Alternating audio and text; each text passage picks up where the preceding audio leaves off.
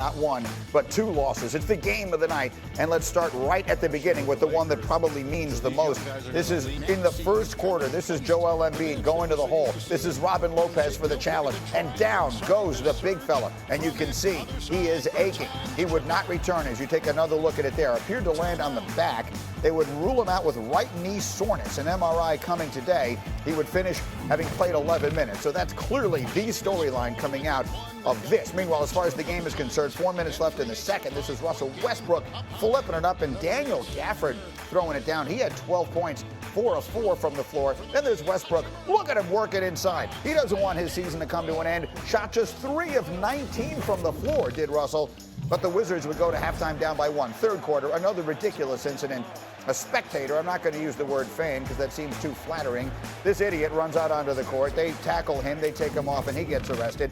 Then halfway through the fourth quarter, Wizards up by 2. Keep an eye on Gafford again. No Embiid in the paint makes a big difference. He was 4 for 4 from the floor. Sixers hanging around. 3 minutes to go. Down by 2. Seth Curry. Yes, he had 10. Tied at 108. Wizards up by 3, under a minute to go. Want to keep their season alive. This is Rui Hachimura. There will be no sweep. Wizards win it 122-114. Series now 3-1 in favor of the Sixers, headed back to Philadelphia. So, as I mentioned, 2 losses for them last night. One of them in the game, and the other, that man, Joel Embiid. It goes without saying, it makes a huge difference. Philly 39-12 when he played this year, 10-11 when he didn't. That 39-12 marked the best record by an individual player this season who played at least 1,000 minutes. And Jay Will is here, the J from KJZ on ESPN Radio and his spinning basketball. Okay, so Joel Embiid banged up. How big a deal is this? I'm not worried about Joel Embiid. It's not a big deal at all. Look, they're up 3-1. They're going to beat the Wizards. They're playing Atlanta potentially in the next round. Atlanta closes out the deal tomorrow night at MSG. They destroyed Atlanta throughout the regular season. They are by far the better defensive team. Philadelphia will have no issues. I'm not worried about them until they get to the Eastern Conference Finals. It's a cakewalk, basically. Yes, cakewalk to the Eastern Conference Finals. So the answer to the question, how big a deal is the Embiid injury, 0. is not a big deal at all. So let's talk about an injury that is a big deal to a different big man, Anthony Davis. That's a significant one. What does LeBron have to do tonight to get the Lakers a win if the big man can't play? We need to see the reality version of Space Jam 3. Space Jam 3 hasn't even come out yet, right? We're waiting for Space Jam 2. But what did LeBron James do in Space Jam 2? He took Bugs Bunny. He took Marvin the Martian. He took all these characters and he elevated their level of play. Tonight is a massive game for the legacy of LeBron James. You know why? The constant debate we always have, Greeny, does LeBron beat Father Time? He's always eluded Father Time. He's dominated Father Time. Now is the question, at 36 years old, can he have a signature performance in the playoffs? I think he can, but he needs to elevate the level of the characters around him, and that's Space Jam 3. We're going to have to see that tonight. Well, look, I mean, his co-star in this movie you're talking about is supposed to be Anthony Davis. If AD cannot play, or at least cannot be effective, do you believe LeBron has enough to beat the Suns 2 out of 3? Phoenix has home court advantage. I do. I think now that AD's not out, I think it's more even of a matchup. Now, that's not being disrespectful to the talent that Phoenix has, but CP3 is also playing hurt here. All right, we haven't seen the best of LeBron James. LeBron is averaging 25 points per game. That is pedestrian for LeBron James. LeBron still has another gear. Now, he said it himself. His shoulders were built to carry that load. We're going to have to see that tonight. How much pressure is on there? How much pressure do you think he feels based upon the totality of this? It's the first round. He's accomplished everything. How much pressure do you think is on him, and how much is reasonable? LeBron lives in pressure. His day-to-day world is pressure. Pressure makes diamonds for LeBron James. I actually think there's more pressure on Phoenix to close this out due to their youth and guys like Devin Booker and DeAndre Ayton. Now, I know they have CP3, and he's a guy that can weather the storm, but it's a lot of pressure on younger players who haven't really been in this situation before. LeBron James has been in these type of situations before. Very interesting little moment in the NBA playoffs. He is Jay Williams again, KJZ, coast to coast, every morning on ESPN. LeBron. I want 150. You already got it, Ben. Just lower body issue. How about that? Something. Whatever it was, though, it was a hard fall. He goes down. It's an He's awkward showing it fall. right now. He was putting in work before that, though. So if you walk, when I watch it, you can see where he got hurt. Watch his heels hit the ground first. And you ever hit your heel, you kind of jam your Achilles, and you know that's why I see like it hits the knee because he grabbed behind the knee. This is the biggest concern we always have about Joel Embiid, that we know that train is never late, right? We know that, the injury history and the fact that he's such a big man, athletic, doing little man moves, that we worry about, his body not holding up. I'm not worried about Joel Embiid. I'm not. Not this year? Look, this is his best season he's had in his career, okay? There always will be questions around his health. That's always going to be a thing. We can get into that debate about who would you rather take, Joel Embiid or Anthony Davis, but I'm leaning towards Joel Embiid in a big way. Yeah. And look, man, like they're up 3-1 against Washington. And I've said this before too. Atlanta, if Atlanta's able to get by the Knicks, which we all think they do, I think even Allen is starting to come along Ice here. trade. It's too early. It's too early. It's too early. This. Too early. Way 3-1 too early lead for me. Yeah.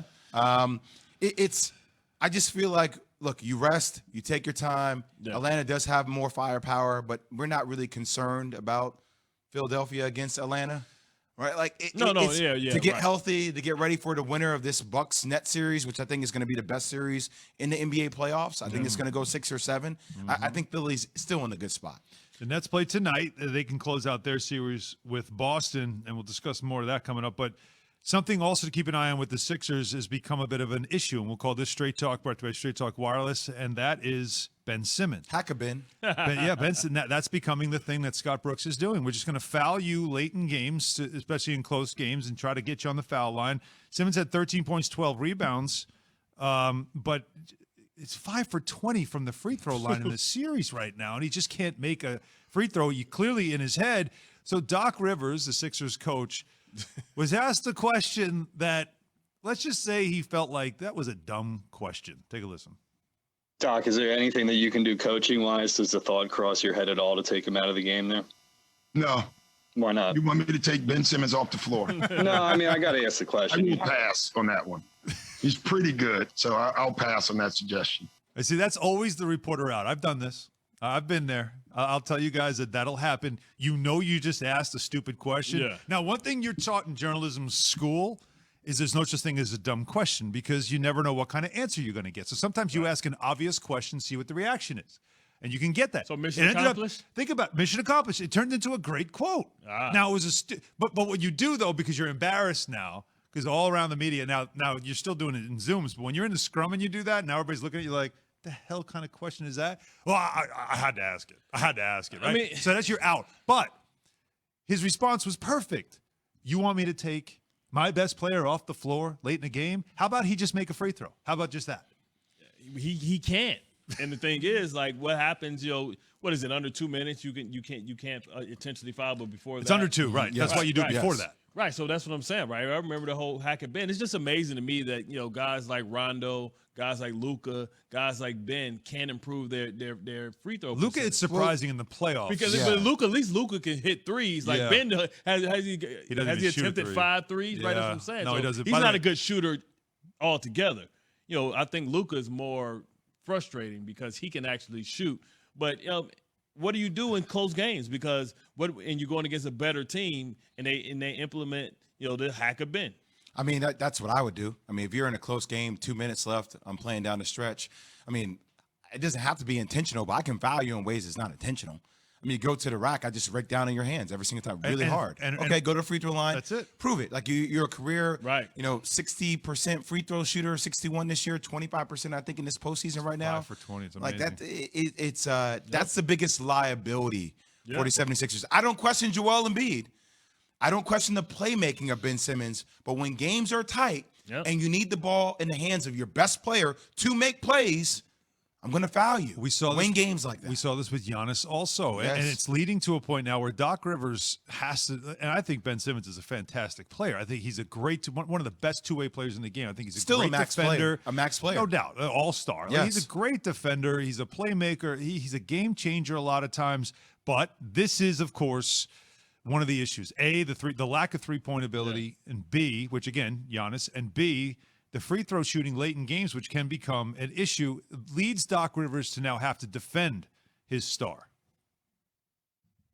Ben is not a 40-point guy. It's not what he does. He does other things for your team.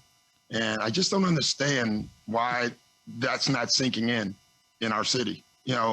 Everybody on the team doesn't have to be a scorer to help the team. Ben scores, but Ben creates scoring for us. That's what he does. So if I'm Ben at some point, I'd get tired of it. I just would, because he's just too good and he does so many good things for this basketball team. And I keep saying it. Celebrate him. Celebrate all the stuff he does well. We don't do that enough. That's where we are right now in all sports, especially when you're a team that's waited a long time to start winning because you know the process. That's Straight Talk, brought to you by Straight Talk Wireless. No contract, no compromise. Jay, I mean, you see it. They're running right at him, just fouling him. For him, that's embarrassing too. Like, I'm that guy. So I get this, right? I was a guy in college. I felt like I can score as soon as I walked over half court, could shoot the ball from anywhere, but I was a career 64% free throw shooter. There was something about getting to the free throw line and not reacting to Bart's defense or his hands in my face. Too much time to think. Too much time to think, and me being by myself. And it was a mental crutch for me. So, yes, the ball had to be in my hands because I had to make the play. But I am going to tell you that there were certain points of really clutch games where I would be a little bit hesitant. Like, I would maybe look up to pass the ball a little bit more instead of drawing the contact, maybe shy away from the contact, going to the free throw line, maybe take that fade away because I didn't want to go to the free throw line. That was not my strength. So I get when I see Luka struggle at the free throw line or when I see Ben, because that's your mental – I mean, you're in a hole, right? The ball has to be in your hands to make a play, but I can't count on you down the stretch. But I need you in the game. How do you handle that?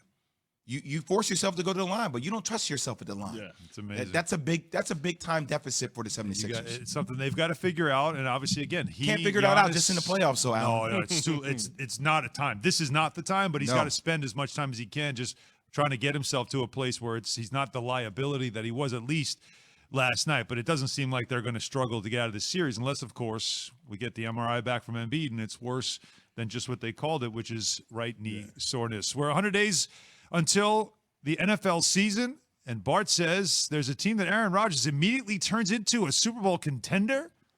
We'll find out who that team is.